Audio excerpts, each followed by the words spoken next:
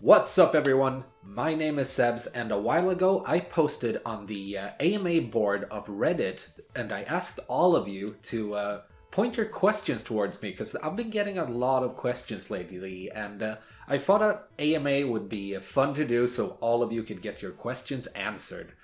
So let's get started with the first one. Alright, so I got the questions right here on the phone and the first one is from Runaway Horse. Horse.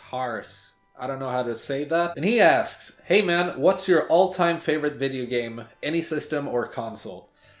I actually think this is kind of a hard one, but I actually know this one. I'd have to say A Link to the Past, The Legend of Zelda: A Link to the Past, and that's because out of all the games I've played, I think that's the one that I've finished to 100% the most times, and it was one of my favorite games as a kid, still is.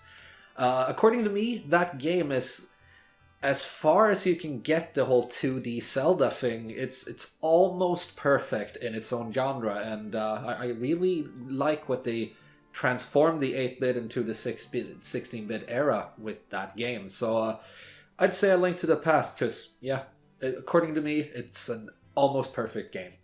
So Kirisuti Goman 6661 and King Sutter both asked me about the same question, so we'll get started with King Sutter's one. Shadilay, my dude. Around what time in your life did you decide to go on the mighty quest of collecting retro consoles and games? And Kirisuti Goman asked, hey dude, what sparked your interest in retro games out of all genres? And I have to say, you can actually put this on two things. First of all, in the recent years, I've grown very tired of the whole publishers trying to get as deep into your wallet as possible with all the microtransactions, all the loot boxes, and all those things that affect our gameplay in a negative way just to get their hands deeper in our wallets. I'm not okay with that. Now don't get me wrong, cosmetics and all that stuff, I'm fine with that because that does not affect gameplay. And the second reason I started collecting retro games was because the store I was working at the time started trading in retro games. We started buying, selling retro games in the store, and well, that kind of sparked my interest in the whole retro gaming scene, and it gave me an easy outlet to actually find and get games for my collection. So it's a two-parter. I'd say the first reason is the biggest one, but then again, having an easy outlet to get games is a good thing when you start collecting. So I say it's a combination of both. So the next question is from someone that wished to be anonymous, and they ask, how many damn cats do you have? Well, I actually only have 2 cats, and let's see, I'm gonna go get them. So this is the younger fella. He's named Ozzy after Ozzy Osbourne, and he does not like to be carried. He's the younger, more stupid cat, and I'm just gonna let him down. If you see him run into a wall face first, he's one of those stupid cats that it wouldn't surprise you. And right here we have the older, a little bit smarter and calmer cat. He's called Six, and he's named after the famous Motley Crue member Nikki Sixx that I'm a huge fan of. Alright, so next question comes from Falapagoose. And he says, hey bro, are there any future developments that you want to see happening to your YouTube channel? And what is your most regretful video game purchase that made you either very disappointed or very angry, or both? Well, that's a good one. Well, when it comes to developments here on YouTube, I look at it in two ways. There's personal development where either I get better at something or I improve the overall quality on something. And that are the things that like I can control. And on that side, I work a lot to... And now my cats are fighting. Anyways, on that side, I work a lot to actually improve the overall things, because that I can control. Then there's the second part that I consider things that I can't control. For example, sub count, likes, and all of those things. And with the whole YouTube metric system and sub count, like count, and all that, it actually gives me a good analytics on what works and what does not work. So I use that for that purpose, but other than that, I I only focus on the stuff that I can improve, so I usually don't look that much on the likes and all that. And to your second question, my most disappointing game purchase. Now, I'd actually have to say this goes to the indie title SpaceBase DF9. Now, the reason I give this little award to SpaceBase is because of the huge potential that game had, which was just left in the sand to rot, basically, from Double Fine's side. Now, this was a game that the developers, they had a lot of potential, they had a lot of future developments and content that they were going to bring to the game, which all was suddenly halted by Double Fine saying no, and just cutting half of the content that was promised just away from the game, rushing the game to a 1.0 version just as fast as possible to just get it over with. And this is really disappointing because according to me, that game had a lot of potential and I was actually kind of hyped for it. So next up, J-Dog commented, "Hey man, I think you should add more Capcom games to your YouTube channel. Have you ever considered doing Devil May Cry, Resident Evil, or Street Fighter? The list goes on, but I prefer DMC or RE. Would be awesome to see some gameplay in that game developer section in the near future." Alright J-Dog, your request has been noted, and now that I've actually promised to do a longer format on the Let's Play front, I actually feel comfortable playing those longer games, so it's not impossible, and your request has been noted. Alright, so next question comes from my friend 2Game4Me. And he says, "Wanted to ask, do you prefer Zelda Wind Waker or Zelda Breath of the Wild? Me, to be honest, I love the Breath of the Wild, but I love the art in Wind Waker. What do you think?" Now, I actually agree with you there. I love the art style of Wind Waker, and I actually like the combat system in that game. Now, I actually know many of you out there don't like that combat system, but I actually thought it was a refreshing little twist on the whole combat system. And like I said, the art of that game, the cell shading is just beautiful. But I think I have to hand it to Breath of the Wild. I mean, Nintendo basically reinvented what it meant to make a Zelda game with that title, and I think they did a tremendous job making that game. So yeah, I think my vote goes to Breath of the Wild. Next up, JK Dude asks, "What are your thoughts on the oldest Pokemon games and how they were developed?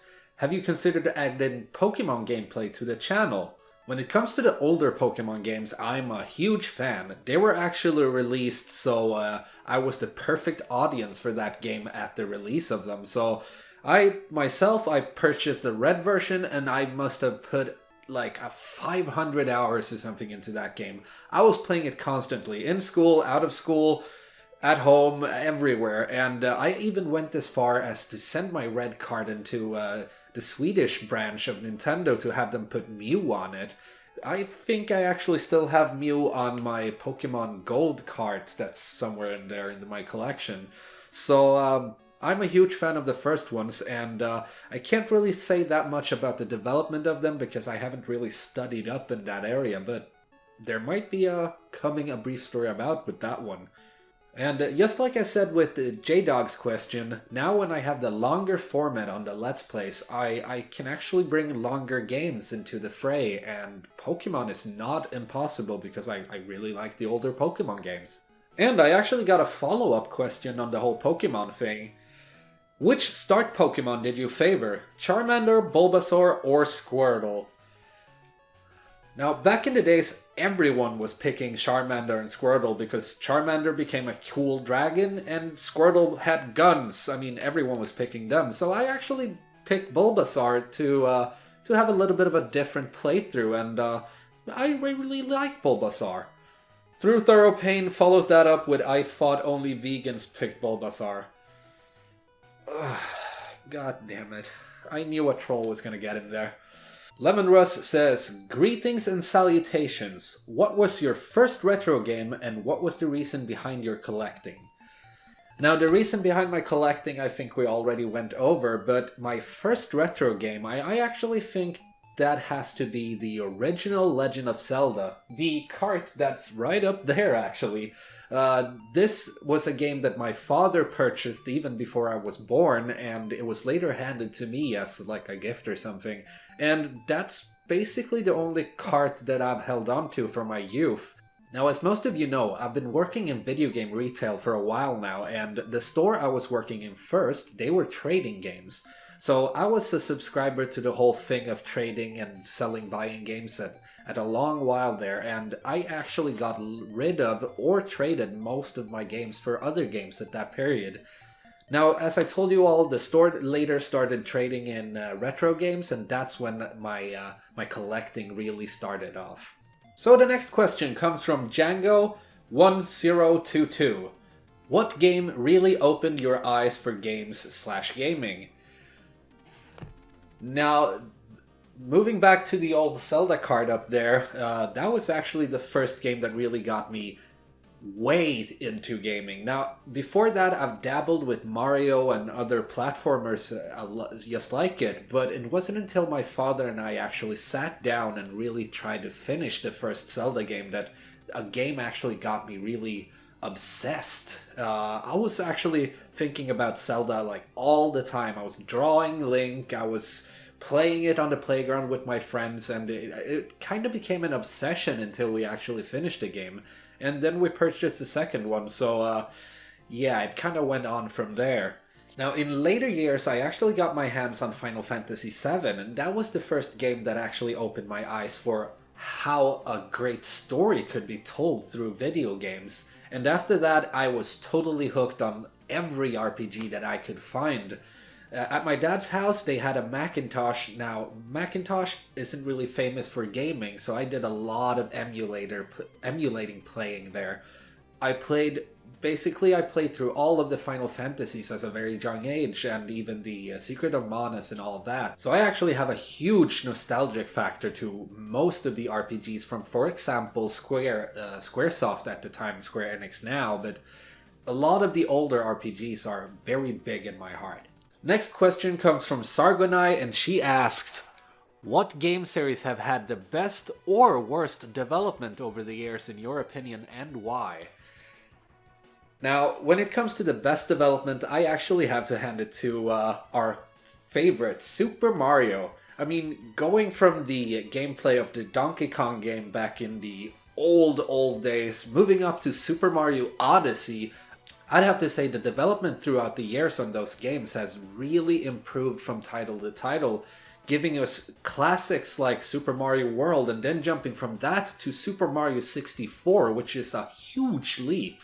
Going from that to Super Mario Sunshine, which was adding on more gameplay mechanics on top of what made Super Mario 64 great. I mean, I can go on about Super Mario all day, but if you ask me, that game has the best development over the years without a doubt.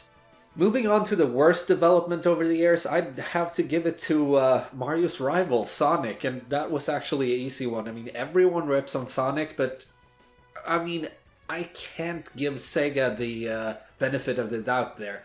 Getting Sonic 2, Sonic 3, all of the cool 2D platformers that I got during my youth was amazing games, and then the Dreamcast games was cool too, but I mean, after that, they kind of just threw Sonic into a pile of shit and stomped his face. I mean, what they've done with Sonic is not okay, and having Sonic Mania being the first game in a long time that is actually worth anything, in my opinion, don't get started with that shit out there, but like, in my opinion, Sonic Mania was the first game in a long time that was worth anything.